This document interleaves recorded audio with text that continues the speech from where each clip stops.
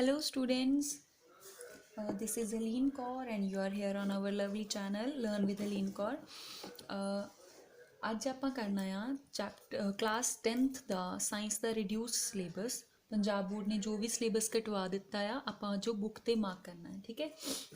तो टॉपिक्स तो लिखे हुए हैं, मैं प्रिंट करा के रखे हुआ डिलीटेड सिलेबस का, लेकिन कई बार पता नहीं लगता कि किहड़े टॉपिक्स डिलीट हुए हैं। तो I have just made this short video, है ना। तो चैप्टर्स दे विच मार्क कर लेने कि किहड़े टॉपिक्स डिलीटेड हो गए, ठीक है जी। तो let's move on to chapter number 1, that is chemical reactions and equations.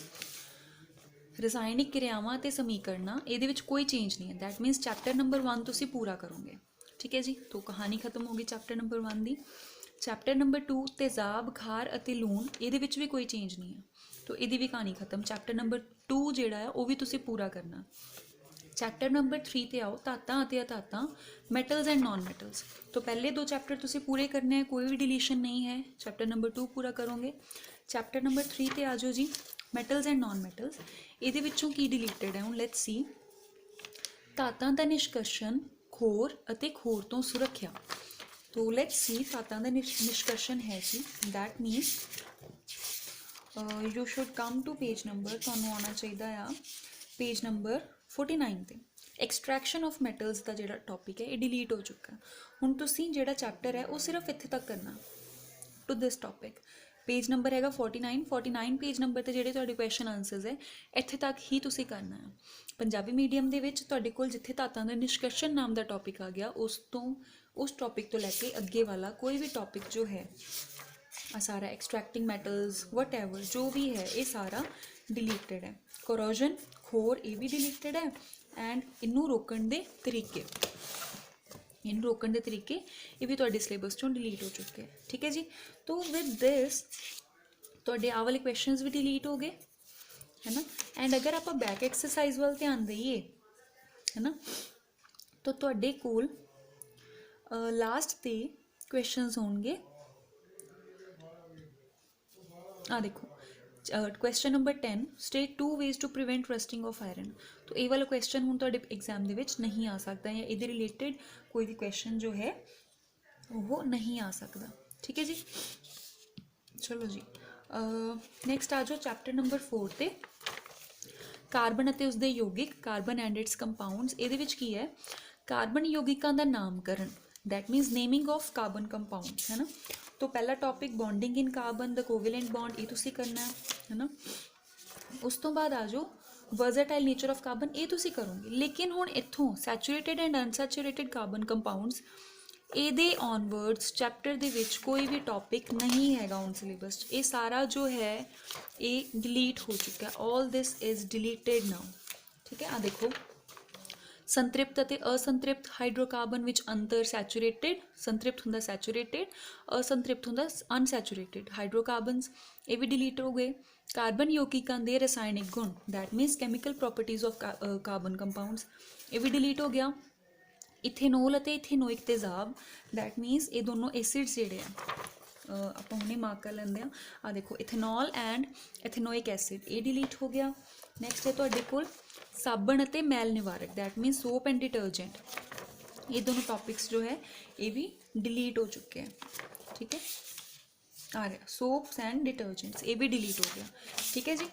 तो इन्हां दे नाल जिन्ने भी रिलेटेड क्वेश्चन है हुण तुहानूं एग्जाम दे विच नहीं आ सकते, ठीक है जी। चलो जी, अगर तुसी इत्थे बुक ते मार्क करना चाहो तो क्वेश्चन नंबर 15 डिलीट हो चुका है, ठीक है। 14 डिलीट हो चुका है, 13 डिलीट हो चुका है, 12 डिलीट हो चुका है, 11 भी डिलीट हो चुका है, 10 भी डिलीट हो गया। उस तो बाद 8वां क्वेश्चन भी डिलीटेड है, 7वां भी डिलीटेड है, 6वां भी डिलीटेड है, 5वां भी डिलीटेड है, ठीक है जी। चौथा जिहड़ा ये भी डिलीटेड है, सॉरी चौथा तुसीं करोगे क्योंकि कोवेलेंट बॉन्ड है, ठीक है। ये पूछा गया वो तो सिलेबस हैगा, ठीक है जी। तो थर्ड क्वेश्चन भी डिलीट हो चुका है, फर्स्ट भी एंड सैकेंड भी, ठीक है। ये सारे क्वेश्चन डिलीटेड है। बैक एक्सरसाइज के विचों सिर्फ 4th क्वेश्चन है जो बचा है, लेकिन चैप्टर के इनसाइड जिहड़े क्वेश्चन गिवन है वो तुसीं करने हैं, ठीक है जी। नैक्सट आ जाओ चैप्टर नंबर 5, तत्तां दा आवर्ती वर्गीकरण। ਇਹਦੇ ਵਿੱਚ ਕੋਈ ਬਦਲਾਅ ਨਹੀਂ, दैट मीन्स कुछ भी डिलीटेड नहीं, ਤੁਸੀਂ पूरा चैप्टर करोगे।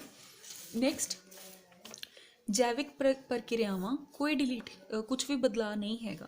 जैविक प्रक्रियावां आपां किन्हां नूं कहंदे आ लाइफ प्रोसैसिस है ना। तो ये चैप्टर भी तुसीं फुल करना है, ये भी कुछ भी डिलीट नहीं किया गया। नैक्सट काबू अते तालमेल है ना, कंट्रोल एंड कोऑर्डिनेशन। तो गुड न्यूज़, ये पूरे का पूरा चैप्टर ही डिलीट हो गया, काबू अते तालमेल। तो चैप्टर नंबर 7 ये पूरे का पूरा चैप्टर डिलीटेड है। हुण ये कुछ भी नहीं करना। बच्चों को चैप्टर काफ़ी डिफिकल्ट लगता होंदा सी, लेकिन हुण इस साल तुसीं ये चैप्टर नहीं करना, ठीक है जी।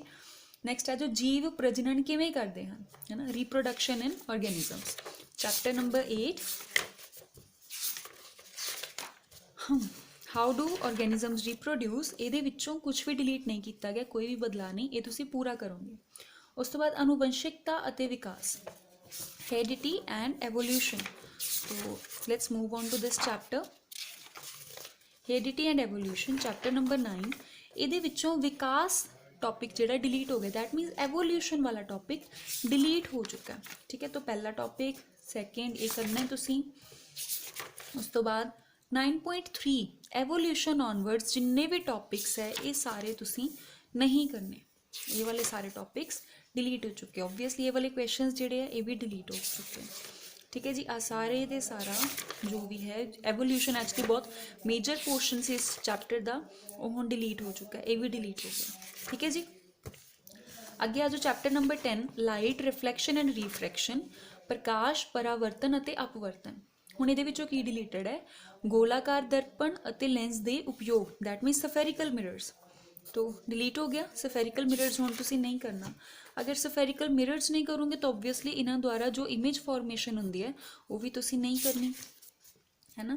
तो ये भी हो गया डिलीट 10.2.2। उस तो बाद ये है तुहाडे कोल लेंस दे उपयोग है ना। तो लेंसेज दे यूजेस नहीं करने।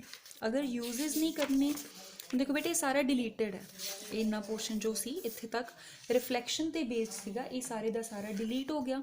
रिफ्रैक्शन तो तुसीं हुण इत्थों स्टार्ट करोगे, ठीक है।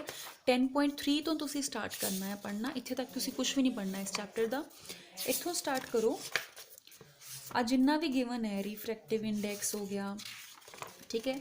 इस तो बाद रिफ्रैक्शन बाय सफेरिकल लेंसेज ये भी करना है, इमेज फॉर्मेशन बाय लेंसेज भी करना है, इमेज फॉर्मेशन इन लेंसेज यूजिंग रे डायग्राम भी करना है, ठीक है। तुसीं इन्हां दे रे डायग्राम्स भी बनाओगे।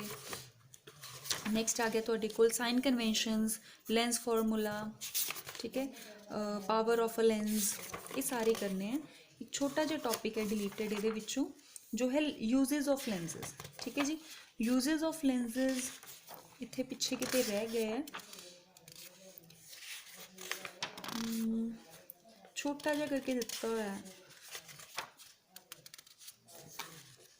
ठीक है। हुण मैनू दिख नहीं रहा इस वेले किते भी, चलो इधर वे तुहानू क्वेश्चन जिहड़ा पेपर दे विच आउणा सी कि जिहड़े लेंसेज है उन्हां दे यूजेस डिस्कस करो, वो क्वेश्चन हुण तुहानू पेपर दे विच नहीं आएगा, ठीक है बेटा जी। लेंसेज जिहड़े सफेरिकल लेंसेज इन्हां दा जो यूज सी वो तुहानू हुण पेपर दे विच नहीं पूछा जाऊगा, ठीक है जी। So this was all about this chapter. इस तो बाद आ जाओ chapter number 11 the human eye and the colourful world, मनुखी अख अते रंग बिरंगा संसार। इहदे विचों की डिलीटेड है दृष्टि दोष अते इन्हां दा सुधार, दैट मीनस ह्यूमन आई तुसीं पूरा करना है, ह्यूमन आई करना है, ठीक है। इस बुक ते क्रॉस किया सी लेकिन ये टॉपिक तुसीं करना है, ठीक है।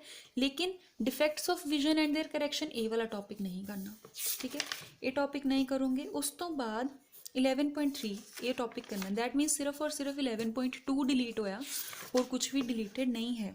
Refraction of light through prism 11.3 भी करोगे, 11.4 भी करोगे, 5, 6, ठीक है। ये सारे टॉपिक्स तुहाडे सिलेबस च हैगे। चैप्टर नंबर 12 इलैक्ट्रिसिटी ते आ जाओ बिजली, ये कुछ भी डिलीटेड नहीं, दैट मीनस ये पूरा चैप्टर तुसीं समझना है और करना है। चैप्टर नंबर 13 बिजलई धारा दे चुंबकी प्रभाव, that मीनस magnetic effects of electric current, ये ते आ जाओ। चैप्टर नंबर 13 ते magnetic effects of electric current. ਇਹਦੇ ਵਿੱਚ ਕੀ ਹੈ, ਬਿਜਲਈ ਜਨਰੇਟਰ, ਸਿੱਧੀ ਧਾਰਾ, ਪਰਤਵੀਂ ਧਾਰਾ ਦੀ ਆਵਰਤੀ, ਘਰੇਲੂ ਬਿਜਲਈ circuit. Basically electric generator, direct current और alternating current, frequency of alternating current, domestic electric circuits, ये डिलीट होया। ठीक है, तो ये वास्ते कम टू पेज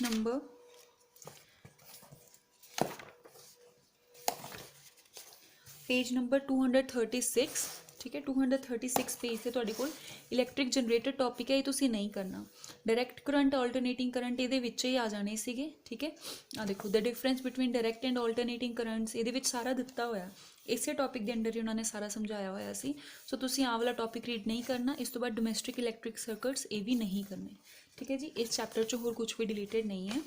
नैक्सट आ जाओ, ऊर्जा के सोमे, sources of energy, chapter number 14, sources of energy. ये पूरा अध्याय कटिया गया, दैट मीनस पूरा चैप्टर डिलीटेड है। हुण तुसीं ये चैप्टर नहीं करना। चैप्टर नंबर 15 साडा वातावरण, ये है तुहाडे कोल आवर एनवायरनमेंट। इहदे विच तुहाडे कोल उन्होंने लिखिया होया आवर एनवायरनमेंट चैप्टर, कोई बदलाव नहीं। तो ये चैप्टर तुसीं पूरा करोगे। नैक्सट आ जाओ, chapter number 16 management of natural resources, कुदरती साधना का प्रबंध।